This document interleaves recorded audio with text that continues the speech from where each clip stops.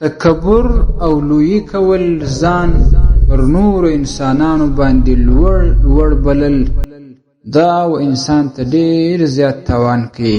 انسان د مځکې سره وهي او عاجزي، تواضع، خاکساري دا انسان لوړوي، دا انسان عزتمند کوي. شرکوونکی اداره عبرتناکه کیسې او حدیثونه.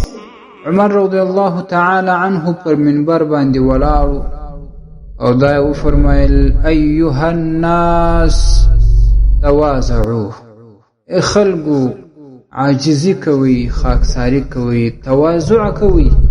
ځکه فإني سمعت رسول الله صلى الله عليه وسلم، ما د محمد مصطفی صلی الله علیه وسلم څخه اوریدلی دي چې ویلې من تواضع لله رفعه الله، څوک چې د الله رب العالمین لپاره عاجزي وکړي الله رب العالمین به لوړ کړي، الله تعالی به عزت ورکړي، الله تعالی به لوړ مقام ورته نصیب کړي. فهو في نفسه صغير وفي اعين الناس عظيم، ته هم د تزان کوچنی ښکاریږي خو د خلکو په سترګو کې بلوي او عظیم شخصیت او د لوی مقام والا ښکاریږي.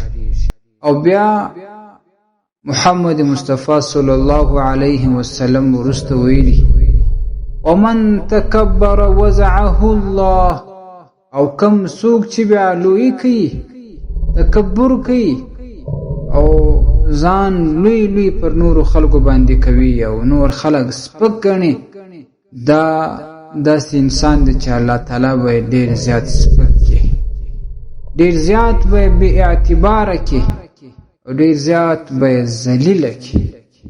فهو فی اعین الناس صغیر، او دغه کس چې تکبر او لویي کوي دا به د خلکو په سترګو کې ډېر سپک ایسېږي، خلکو ته به ډېر زیات بې اعتباره یي، ځکه دا د تکبر او د غرور تاوان دی.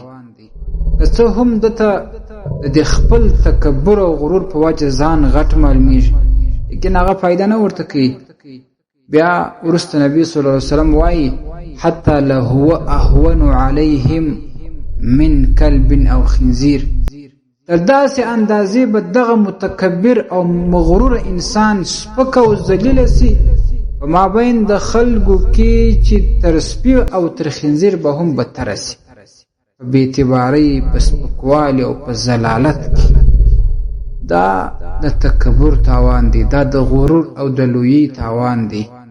او په کم انسان کې چې خاکساري وي، په کم انسان کې چې عاجزي وي، په کم انسان کې چې تواضع وي، دته که څه هم د خپل ځان کوچنی معلومیږي، لیکن الله تعالی د نورو خلکو په سترګو کې دی غټ ایسوي او اعتبار ورکوي، لوړ مقام ورکوي.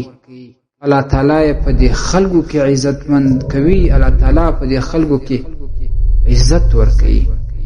نو پکار د مسلمانانو عزیزانو ورونو چې په خپل ځانونو کې دغه یو ښه خصلت او ښه صفت را پیدا کړو چې د عاجزۍ صفت دی، د خاکسارۍ او د تواضع صفت دی.